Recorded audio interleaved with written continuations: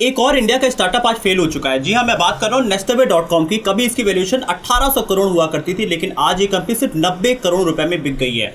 इसका मतलब ये है कि इनका 95% इनका वैल्यूएशन डाउन हुआ है। ये एक रियल एस्टेट कंपनी है और कोविड पैंडेमिक की वजह से सबसे ज्यादा जो लॉस हुआ है वो रियल एस्टेट कंपनीज को हुआ, जिसका असर इनके ऊपर भी दिखाई दिया। लेकिन जो रियल रीजन है कंपनी के फॉल का वो है इनकी एचआर पॉलिसीज, इनका मैनेजमेंट और कंपनी के बिजनेस मॉडल। तो इस वीडियो में आज हम जानने की कोशिश करेंगे किस तरीके से nestaway.com ने अपने स्टेप्स लिए जिस वजह से वो फेल हो गए। तो अगर आप अपना स्टार्टअप शुरू कर चुके हैं या करने वाले हैं तो ये बिजनेस स्टोरी आपको बहुत कुछ सिखाने वाली है। तो दोस्तों आइए इस वीडियो में डीप डाउन करने की कोशिश करते हैं और nestaway.com के फॉल को समझते हैं। हेलो दोस्तों, मेरा नाम है दीपक, आप देख रहे हैं डिजिटल और। तो nestaway की शुरुआत साल 2015 में अमरेन साहू ने अपने 3 दोस्तों के साथ मिलकर किया था। बेसिकली इस स्टार्टअप का काम होता है, ये बैचलर्स और इंडिविजुअल्स को ये फुल फर्निश्ड फ्लैट प्रोवाइड किया करते हैं। इस कंपनी का आइडिया अमरेन साहू को अपने ही प्रॉब्लम को देख के आया था, क्योंकि जब वो बैचलर लाइफ में थे और वो फ्लैट ढूंढ रहे थे तो कोई भी ओनर बैचलर को फ्लैट देने को रेडी नहीं था। ये आपने और मैंने भी फील किया होगा जो भी बैचलर लाइफ में फ्लैट लेने जाता है, क्योंकि ज्यादातर ओनर्स फ्लैट नहीं दिया करते हैं। और यहीं पे उनको मार्केट में एक बड़ा गैप रियलाइज हुआ कि वो भी बैचलर्स के लिए वो एक फ्लैट सिस्टम काफी अच्छा क्रिएट कर सकते हैं। इसके बाद अमरेन साहू ने nestaway.com का एक पायलट रन करना शुरू किया, जहां पे उन्होंने अपने एक फ्रेंड का फ्लैट रेंट पे लिया। उसके बाद उसमें कुछ फर्नीचर्स डाल के फ्लैट को थोड़ा फर्निश करते हैं और उसके बाद उसको वो फेसबुक पे पोस्ट कर देते हैं, जिससे उनको काफी सारी मार्केट से रिक्वायरमेंट आई। इस पायलट प्रोजेक्ट के सक्सेसफुल होने के बाद अमरेन साहू को कई सारे मार्केट में गैप रियलाइज हुए और इसीलिए पायलट प्रोजेक्ट करना काफी ज्यादा जरूरी होता है। उन्होंने ओनर से कई सारे पेन पॉइंट्स को रियलाइज किया। अमरेन साहू ने यहाँ पे ओनर्स की कई सारी प्रॉब्लम्स को रियलाइज किया। उन्होंने देखा कि ओनर्स हमेशा फ्लैट बैचलर्स को नहीं देना पसंद करते हैं, क्योंकि उनकी लाइफ काफी ज्यादा अनसर्टेन होती है। वो हमेशा रेंट टाइम पे नहीं देते हैं, वो रूम को डर्टी रखा करते हैं और अक्सर वो काफी ज्यादा कैओस भी क्रिएट कर दिया करते हैं। इसलिए ओनर्स हमेशा बैचलर्स से बचा करते हैं। दूसरा जो बड़ा पेन पॉइंट ओनर का हुआ करता है कि जब भी कोई भी रेंटर रूम छोड़ के जाता है, उसके बाद रूम काफी ज्यादा खराब स्थिति में होता है और उसके बाद ओनर को अपने खुद के पैसे लगा के वो रूम को फिर से फर्निश करना पड़ता है, रूम का रेनोवेशन करना होता है, जिस वजह से उनके काफी सारे पॉकेट से पैसे लग जाते हैं। और तीसरी जो अक्सर प्रॉब्लम देखने को मिलती है कि बहुत सारे जो रेंटर होते हैं वो मंथ के एंड में कहा करते हैं अभी हमारे पास पैसे नहीं है, हम रेंट टाइम पे नहीं दे पाएंगे। और ये प्रॉब्लम्स की वजह से ओनर्स हमेशा अपना रूम रेंट पे देने से बचते आते हैं। ओनर्स की इन बेसिक प्रॉब्लम को देखने के बाद साहू ने रियलाइज किया कि यहाँ पे एक बड़ा ट्रस्ट का इशू है रेंटर्स और ओनर्स के बीच में। तो यहाँ पे उन्होंने अपने स्टार्टअप को बीच में रखा एक ट्रस्ट की तरह। यहाँ पे अमरेन साहू ने हाउस ओनर्स के साथ एक एग्रीमेंट बनाया, जहाँ पे उन्होंने हाउस की सेफ्टी से रिलेटेड कई सारे क्लॉजेस बनाए, जहाँ पे उन्होंने ओनर्स को एश्योरेंस दिया कि हम रूम जिस भी हालत में आपसे लेंगे हम उसी हालत में आपको लास्ट में रिटर्न करेंगे जब आपका रेंटर वहां से जा रहा होगा। इसके साथ ही ओनर को हाउस के मेंटेनेंस और उसके रिपेयरमेंट का कोई भी कॉस्ट अपने पॉकेट से नहीं पे करना होगा, वो रेंटर से ही लिया जाएगा। यहाँ पे उन्होंने ये भी अश्योर किया कि अगर जब भी वो रेंट पे कोई भी रूम लेते हैं nestaway.com अगर ओनर से, तो उनको हर मंथ का रेंट अपने आप उनको मंथली चला जाएगा और वहां पे अगर रूम रेंट पे रहता है या नहीं रहता है इससे कोई मतलब नहीं है। nestaway.com अपने पॉकेट से पैसे ओनर्स को हर महीने देगी। अब यहाँ nestaway.com ओनर्स के पेन पॉइंट को एड्रेस करके उनके बीच में ट्रस्ट का काम कर रही है, जिस वजह से ओनर्स लगातार उनसे जुड़ना शुरू हो गए। अगर आप इनका पूरा बिजनेस मॉडल देखें तो ये कुछ ओयो जैसा ही है, क्योंकि ये ओनर से रूम ले लिया करते हैं, उसके बाद उसको ये फुल फर्निश बनाया करते हैं, मतलब खाली रूम लेके उसमें फर्नीचर्स लगा के उसको डेकोरेट करके ये रूम को पूरा फर्निश करते हैं। उसके बाद रूम को फर्निश करने के बाद उसकी कॉस्ट 10 से 12 हजार तक बढ़ जाती है, जिसके बाद वो उसको रेंट पे चढ़ा दिया करते हैं और जो बीच का जो कमीशन होता है वो nestaway.com ले लिया करती है। इसकी अगर आप बेसिक क्वेश्चन समझना चाहे तो वो 10 से 12 हजार में वो रूम ओनर से वो रेंट पे हमेशा रूम ले लिया करते थे। इसके बाद अगर 2 BHK एक रूम है तो उसको 4 बेड में डिवाइड किया जाता था, उसमें बेड्स लगाए जाते थे, उसमें सोफाज लगाए जाते थे और यहाँ पे 4 इंडिविजुअल्स को वो रूम दिया जाता था रेंट पे और हर बच्चे को वो 7,000 पे रूम दिया जाता था। तो मतलब अब एक फ्लैट जो कि 12,000 में उन्होंने लिया है ओनर से रेंट पे, उसको अब वो 4 लोग के हिसाब से मतलब 28,000 रुपए में वो रेंट पे चढ़ा रहे हैं। तो यहाँ पे कंपनी को 16,000 रुपए बीच का मिलता है, जिसमें उन्हें मेंटेनेंस देखना है, अपना प्रॉफिट देखना है और भी जो बाकी रूम के खर्चे आते हैं वो सारा कुछ वो इसके बीच में देखा करते थे। अब अभी तक तो nestaway.com ने सिर्फ ओनर्स की प्रॉब्लम एड्रेस किया था, अब यहाँ पे वो कस्टमर्स को भी पेन पॉइंट समझ रहे थे और वो उनको भी अपने प्रोसेस के थ्रू एड्रेस करने की कोशिश कर रहे थे। जैसे कि अगर किसी पर्सन को रूम रेंट पे चाहिए तो nestaway.com आपको बिना किसी हैसल के आपको अलग अलग रूम से जाके आपको दिखाती है जो कि आपके अकॉर्डिंगली काफी ज्यादा सुटेबल हो। तो आपको बहुत सारे फ्लैट देखने की जरूरत नहीं है, nestaway.com आपको खुद ले जाके वो रूम दिखाया करती है, आपके फोटोज दिखाती है और उसके बाद आपका रूम बुकिंग किया जाता है। यहाँ पे nestaway.com ने एक सबसे बड़ा काम किया कि जनरली क्या होता है जब भी आप रूम रेंट पे लेते हैं तो उसके बाद आपको ब्रोकरेज फीस देनी पड़ती है। तो उसमें क्या होता है कि अगर आपका 10,000 का रूम रेंट है तो आपको हो सकता है 15 दिन का या 1 महीने का आपको रेंट ब्रोकर को देना पड़ता है, लेकिन nestaway.com कोई भी ब्रोकरेज फीस नहीं चार्ज करती थी। ये इनका सबसे बड़ी यूएसपी थी, क्योंकि आप जनरली जब भी फ्लैट लेने जाएंगे तो सबसे ज्यादा जो कॉस्ट आ जाता है वो आ जाता है ब्रोकरेज फीस, जो कि रेंटर्स हमेशा देने को अवॉइड करते हैं। तो यहाँ nestaway.com ने एक मार्केट में एज क्रिएट किया।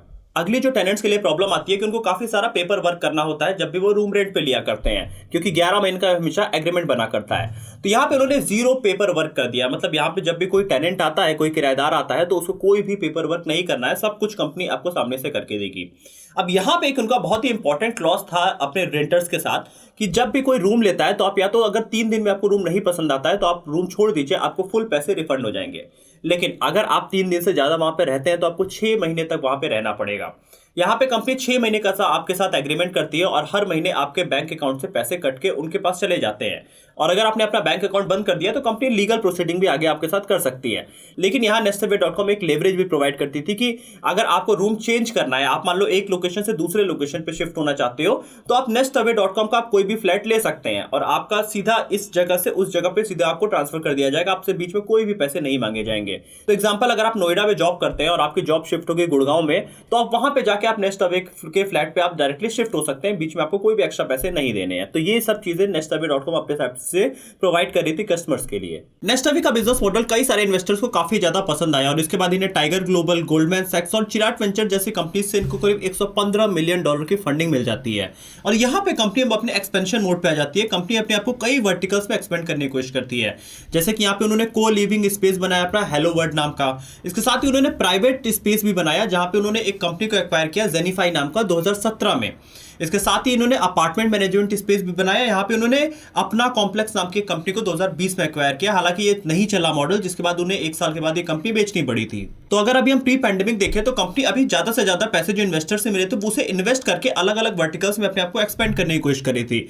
अभी कंपनी के एक्सपेंसेस बढ़ते जा रहे थे और लॉसेस बढ़ते जा रहे थे। अगर हम 2017 में देखें तो nestaway का करीब ऑपरेटिंग रेवेन्यू 43 करोड़ था, जो अगले साल बढ़ के करीब 53 करोड़ हो गया। लेकिन इनका जो एक्सपेंसेस थे वो काफी तेजी से बढ़ते जा रहे थे। जैसे कि 2017 में एक्सपेंस था 211 करोड़, वही बढ़ के करीब 291 करोड़ हो गया 2018 में। और कंपनी का लॉसेस भी अभी इसी हिसाब से बढ़ रहे थे। जहां 157 करोड़ का लॉस इनको 2017 में था, वो लॉस बढ़ के करीब 250 करोड़ का हो गया जस्ट पैंडेमिक के पहले। तो अभी तक nestaway को प्रॉफिट काफी दूर दूर तक नहीं दिखाई दे रहा था और इसी समय आ जाता है कोविड, जो कि इनके लिए काफी ज्यादा मुश्किल भरी स्थिति हो जाती है। कोविड-19 पैंडेमिक ने सबसे ज्यादा रियल एस्टेट के मार्केट को अफेक्ट किया, क्योंकि ज्यादातर लोग अपने वापस होम टाउन जा रहे थे, तो वहां पे जहां पे वो रेंट पे रह रहे थे वो सब जगह लोग छोड़ते जा रहे थे। और अगर nestaway का पूरा बिजनेस देखें तो वो माइग्रेंट पॉपुलेशन पे ही डिपेंडेंट है। वो लोग जो कि अपने पुराने शहर को छोड़ के आके वो मेट्रो सिटीज में रह रहे हैं, वही लोग nestaway के बिजनेस कस्टमर्स हुआ करते थे। और सब लोग अब होम टाउन जा रहे थे, तो nestaway का बिजनेस पूरी तरीके से क्रैश होने लगा। और यहाँ पे कंपनी कई सारे क्राइसिस का सामना कर रही थी, क्योंकि जो लोग छोड़ के जा रहे थे उनको अपने डिपॉजिट्स वापस चाहिए थे। इसके साथ ही जो भी होम ओनर्स थे उनको अपना मंथली रेंट चाहिए था, जैसा कि कंपनी ने प्रॉमिस किया था। तो कंपनी को यहाँ पे काफी मुश्किल भरी स्थिति आई, क्योंकि ना ही वो डिपॉजिट रिटर्न कर पा रहे थे और ना ही वो रेंट टाइम पे दे पा रहे थे, क्योंकि कंपनी कैश क्रंच का सामना अचानक से करने लगी थी कोविड के आते ही। अब यहाँ जब कोविड खत्म होता है तो कंपनी ने अपने बिजनेस मॉडल को अब चेंज करना शुरू किया, क्योंकि कंपनी अब कैश क्रंच में थी, इनको फंडिंग सामने से नहीं आ रही थी। यहाँ पे इन्होंने 2 बड़े चेंजेस किए। सबसे पहले उन्होंने अपना बिजनेस मॉडल में चेंज किया, दूसरा इन्होंने अपनी HR पॉलिसीज को भी चेंज किया। तो जैसा कि मैंने पहले बताया था कि प्री कोविड के टाइम पे जब कंपनी के पास काफी सारे इन्वेस्टमेंट आ गए थे, तो होम ओनर्स को साथ में अपने रखने के लिए इन्होंने फिक्स रेंट बना दिया था कि मतलब रेंट पे अगर रूम जा रहा है चाहे नहीं जा रहा है, होम ओनर्स को मंथली पैसे मिलते रहेंगे। और अब उन्होंने अपना ये बिजनेस मॉडल चेंज किया। अब उन्होंने ओनर्स के साथ एग्रीमेंट किया कि अगर आपका रूम रेंट पे जाता है तो ही आपको पैसे मिलेंगे, अब आपको फिक्स रेंट नहीं मिल सकता है। और यहाँ पे कंपनी अब 10 से 20% कमीशन भी चार्ज करना शुरू कर दी थी। इसके साथ ही nestaway ने जो दूसरा बड़ा चेंज किया कि पहले वो टेनेंट से कोई भी फीस ब्रोकरेज नहीं चार्ज किया करती थी। जो लोग भी रूम रेंट पे लेने आया करते थे, कंपनी उन्हें फ्री में रूम दिखाया करती थी, उनसे 0 ब्रोकरेज वो चार्ज करती थी। लेकिन अब कंपनी ने अपने पैसे कमाने के लिए यहाँ पे उन्होंने 15 दिन का ब्रोकरेज फीस चार्ज करना शुरू कर दिया। तो अब nestaway बाकी कंपनियों की ही तरह थी। जैसे कि बाकी कंपनीज ब्रोकरेज फीस चार्ज करती थी, nestaway पहले नहीं चार्ज किया करती थी, यही इनकी यूएसपी थी। लेकिन अब उन्होंने चार्ज करना शुरू कर दिया, क्योंकि कंपनी के पास पैसे नहीं बचे हुए थे। लेकिन कंपनी के परफॉर्मेंस से ये दिखाई देता है कि कंपनी का ये बिजनेस मॉडल काम नहीं किया, क्योंकि प्री कोविड के टाइम पे करीब 50,000 फ्लैट्स इनके साथ जुड़े हुए थे, लेकिन अब खाली 18,000 ही फ्लैट्स और रूम ओनर्स इनके साथ जुड़े हुए हैं। तो यहाँ पे क्लियरली दिखाई देता है कि बिजनेस मॉडल वर्क नहीं किया। इसके साथ ही इन्होंने सबसे बड़े चेंजेस अपने HR पॉलिसीज में भी किया, जिसका सबसे बड़ा खामियाजा इस कंपनी को देखना पड़ रहा है, क्योंकि यहाँ पे पहले क्या होता था, कंपनी ने एक बड़ी टीम बनाई हुई थी, फुल टाइम वर्कर्स इनके हुआ करते थे, लेकिन जब इनको पैसे कम हुए तो कंपनी ने अपनी टीम काफी ज्यादा छोटी कर दिया। तो अब कंपनी कंट्रेक्चुअल बेसिस पे वो एम्प्लॉयज को हायर करने लगी। अब यहाँ पे क्या होता था कि जब कंट्रेक्चुअल बेसिस पे है तो उनको काफी कम सैलरी देनी पड़ेगी, जब काम हो आप तभी बुला सकते हैं। तो यहाँ कंपनी अपने एक्सपेंसेस रिड्यूस करने की कोशिश कर रही थी, लेकिन इसका भी नुकसान नहीं हुआ, क्योंकि जो कंट्रेक्चुअल लेबर थे वो कंपनी के लिए पूरी तरीके से काम नहीं कर रहे थे। जैसा कि कंपनी में पहले मैंने बताया था कि इंस्पेक्शन हुआ करता है, जब भी कोई भी रूम रेंट पे लेने जाता है तो उसके पहले इंस्पेक्शन होता है कि अप्लायंसेस ठीक है कि नहीं, प्लम्बिंग फैसिलिटी सारी कुछ ठीक है कि नहीं, ताकि जब भी टेनेंट रूम में जाए तो उसे कोई प्रॉब्लम ना हो। लेकिन ये कंट्रेक्चुअल लेबर इसे ठीक से नहीं देखा करते थे। अब कंपनी के कंप्लेंट्स काफी तेजी से बढ़ने लगे थे, क्योंकि जो इनके एम्प्लॉयज थे वो पूरी तरीके से कंपनी के लिए डिवोटेड नहीं थे, जिस वजह से टेनेंट्स को भी प्रॉब्लम होने लगी थी, होम ओनर्स को भी प्रॉब्लम होने लगी थी। और इसके साथ ही जो बड़ा प्रॉब्लम यहाँ पे इंटरनल इन्फॉर्मेशन कंपनी के पास से आती है कि ये लोग कॉल्स भी नहीं पिक किया करते थे। जितनी भी इनके पास कंप्लेंट्स आती थी ये कॉल्स भी नहीं पिक करने की कोशिश करते थे, और ना ही ये कोई सोल्यूशन प्रोवाइड करते थे। इस प्रॉब्लम से निकलने के लिए नेस्टवे ने अपना एक और रेवेन्यू मॉडल लॉन्च किया। उन्होंने 299 रुपए का एक पैकेज लॉन्च किया कि आप हर महीने 299 रुपए पे करिए और आपके घर का कोई भी प्लम्बिंग का काम है, कोई भी इलेक्ट्रिसिटी का काम है, तो वो हम आके फ्री में करेंगे।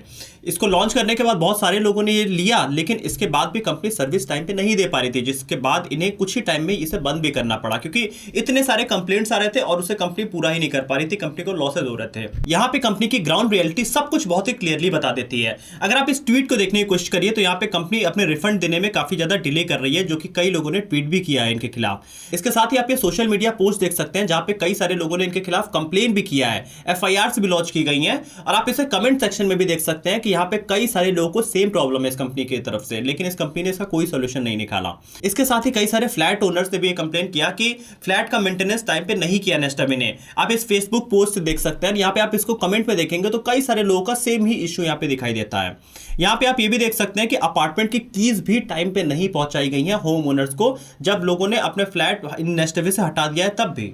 यहाँ जब हमने थोड़ा डिटेल में रिसर्च किया तो ये भी पता चलता है कि कंपनी थोड़े फ्रॉड भी किया करती थी। जैसे कि अगर कोई भी इंडिया के बाहर रहता है, उसका फ्लैट मान लीजिए नोएडा में है, तो ये फ्लैट रेंट पे चढ़ा दिया करते थे और ओनर से बोला करते थे कि आपका फ्लैट रेंट पे नहीं चढ़ा है, तो इनको कोई भी रेंट नहीं देना पड़ता था। और कभी कभी ये फ्लैट्स को अपने पर्सनल यूज के लिए भी यूज किया करते थे, स्टोरेज की तरह, तो इसका भी ये कोई भी ओनर्स को इन्फॉर्मेशन नहीं दिया करते थे। यहाँ अगर आपको लग रहा है कि पैंडेमिक की वजह से ये सब हुआ, तो ऐसा कुछ नहीं है। यहाँ पे कंपनी की लीडरशिप की सबसे बड़ी इशू थी, क्योंकि कंपनी ने कोई ऐसा कल्चर ही नहीं मेंटेन किया कि हमारे जो भी कस्टमर की क्वेरीज हैं, जो भी उनके प्रॉब्लम्स हैं, उनको सही तरीके से एड्रेस किया जाए। सबसे बड़ा फॉल्ट यहाँ पे लीडरशिप का दिखाई देता है। दूसरी जो बड़ी प्रॉब्लम नेस्टवे के सामने है कि जब ये लॉन्च हुए थे तब इनके सामने कंपटीशन काफी ज्यादा कम था, लेकिन आज कंपटीशन बहुत ज्यादा इंटेंस हो चुका है।